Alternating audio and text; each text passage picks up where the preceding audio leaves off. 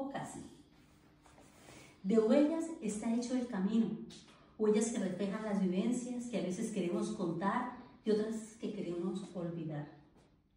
En abril de 1999, en medio de días aún oscuros y fríos, quizás normales para Europa, pero no para mí, que venía de tener luz las 12 horas del día durante todo el año.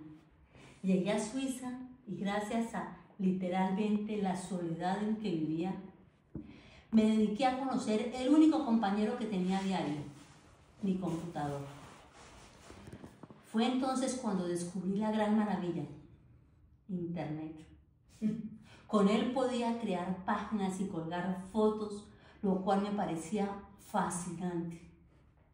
Habría podido escribir en Word o simplemente en una hoja de papel, pero la novedad me tenía atrapada y me dediqué a rescatar de alguna manera sencilla algunas escenas de esa serie sin final que se rodó mientras vivía en casa junto a mis padres y mis hermanos. Fueron muchas temporadas en las que todos éramos guionistas, protagonistas, bueno, unos más que otros, y todos muy famosos bajo el mismo techo.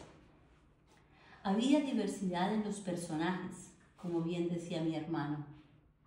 Somos tantos que entre nosotros mismos hay variedad de raza, religión, política, y aunque me daba risa, hoy creo que algo tenía razón.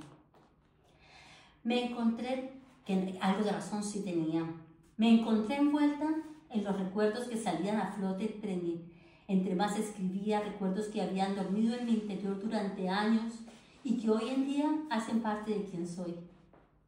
Si no todo es verdad, es que tengo mucha imaginación y es que la aprendí en casa. Mi mamá nos enseñó a hacer muñecas de trapo.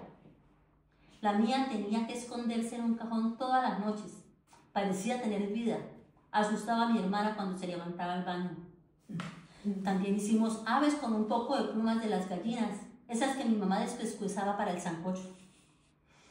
La fantasía y el ingenio hicieron de ella la persona fuerte que sigue siendo hoy a sus 93 años. La inexperiencia me ayudó a escribir directamente en una página web gratuita que un día cualquiera desapareció, llevándose todas mis letras y mis horas de emoción y entrega al infinito. Una vez me vi sentada, después de todos estos años, reescribiendo y escribiendo lo que aún me quedaba por plasmar. Cualquier día en la 32, la leche en polvo. En la casa de la 32, en el barrio La Aurora de Bucaramanga, nací yo. Pero no porque mi madre me hubiera dado a luz en ese lugar. En esa casa nacieron mis recuerdos. Descubrí que mi nombre era Nelcy Leonor. Me miré por primera vez al espejo, grande de la cómoda milenaria en la que guardaba la ropa de mi padre. En ese espejo descubrí mi nariz, mi color, y me dije por primera vez, Nelcy, no eres tan bonita como crees. Era una casa enorme y en las habitaciones cabían casi 5 camas cuando no eran camarotes. Era un batallón conformado por 10 niños. Bucaramanga y la 32 significaban para mí lo mismo. Mi pequeña ciudad está situada en el oriente de Colombia. El clima cálido nos permitía ropas enteras y costumbres aerocaribeñas, aunque no estuviera en el Caribe. La ciudad bonita, como es conocida, albergaba muchos jóvenes de otros pueblos de la costa atlántica y del Bajo Magdalena. Eso le daba a la ciudad un toque de alegría y juventud. Algunos muchachos monterianos salían con su acordeón a tocar en las esquinas de su cuadra. La puerta de la casa se dejaba abierta para que entrara el fresco, para que el piso se secara después de trapear, o para escuchar desde la calle el vallenato que se ponía a sonar al equipo de sonido que estaba en la sala. En esa casa pasamos de ser niños que jugaban a correr o a esconderse, hasta adolescentes que se sentaban en el antejardín a conversar, a ver pasar la gente que se dirigía al cinema, o simplemente a contar las estrellas cuando se iba la luz, que no era otra cosa más que quedarnos un par de horas sin energía. Siempre hubo un chiquito en casa. De eso tengo memoria. Siempre se prepararon uno o dos teteros. Pero si yo, que soy la séptima de 10, lo recuerdo así, no quiero ni imaginar la sala cuna que vivieron mis hermanas mayores. Tener hermanos menores era bonito. Uno podía jugar con ellos, imaginar casi que eran juguetes. Para su baño se calentaba agua en la cocina, se llevaba al patio, se ponía en un plazón esmaltado. La tarea era tantear que el agua no estuviera ni muy fría ni muy caliente, con criterio de niñera. Se tenía jaboncito Johnson para el bebé, se le ponía el talco y la cremita. Pasaba después a la zona de alimentación, que consistía en ponerle el babero, ir al comedor, darle su papilla de fruta y luego un poco de sol. A su regreso, el tetero y a dormir. Ese era el capítulo rosa, porque existía también aquel en el que teníamos que arrullar al chiquito y dormirlo, y este lloraba y lloraba sin pausa. Total que la escena quedaba cerrada en medio de un mar de lágrimas. Uno porque no lograba dormirse y el otro porque no lograba dormirlo. También había que cambiar el pañal y dejarlo en el lavadero. Eran pañales de tela.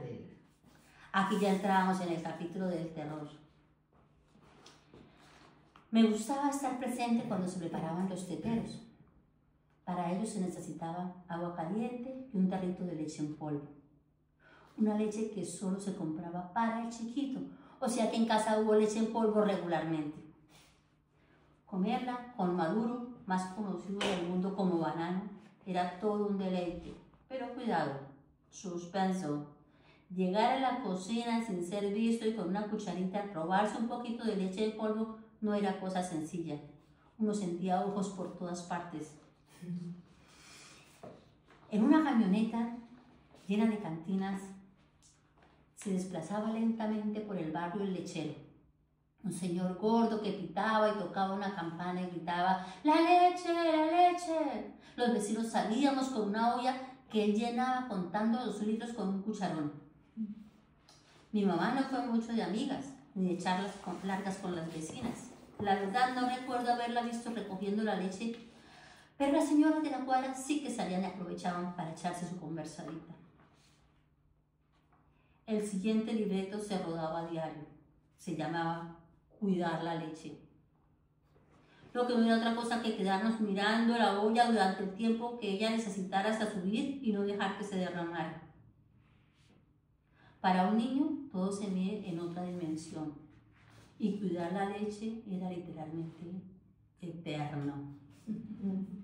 Si la leche se derramaba, el guión del día se alteraba y el capítulo se desarrollaría entre ambientes de acción, aventura, algo de deporte extremo.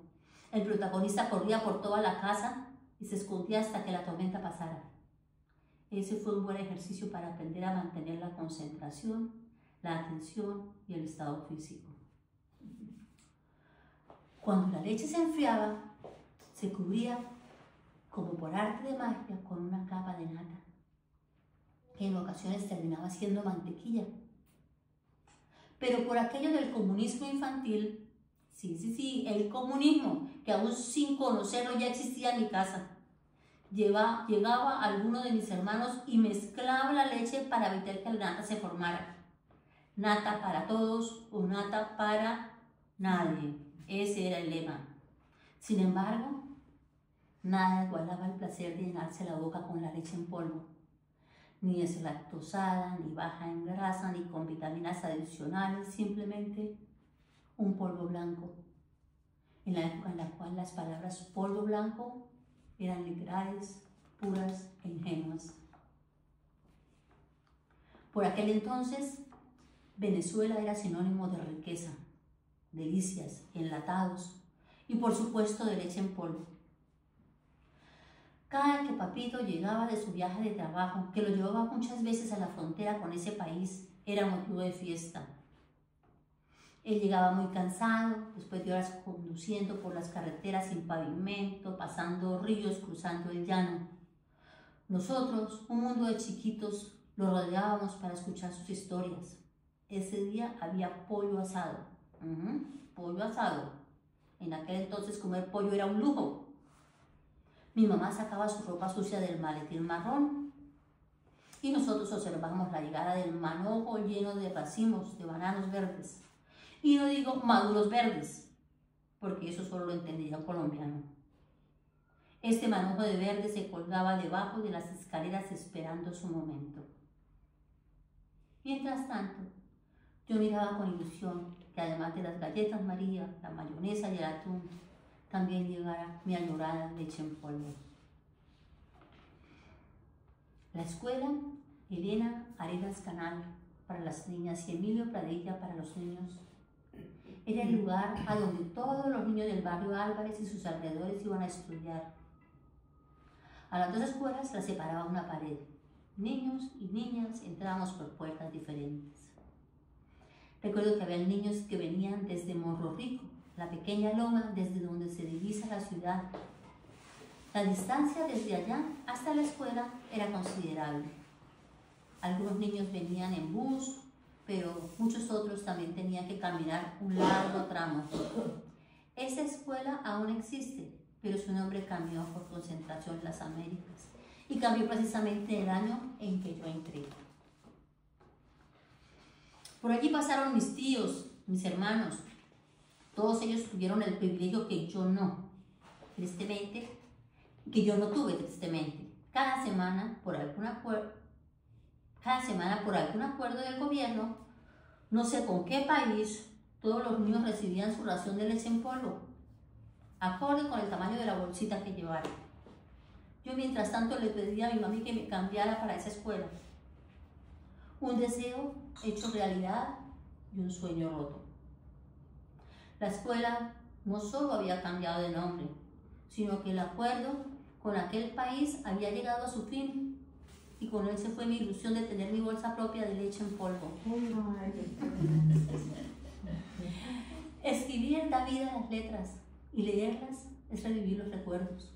La leche en polvo fue también una vida en familia, un compartir, reír, llorar y crecer juntos. Les puedo asegurar que así fue que pasó en aquellos días, o casi.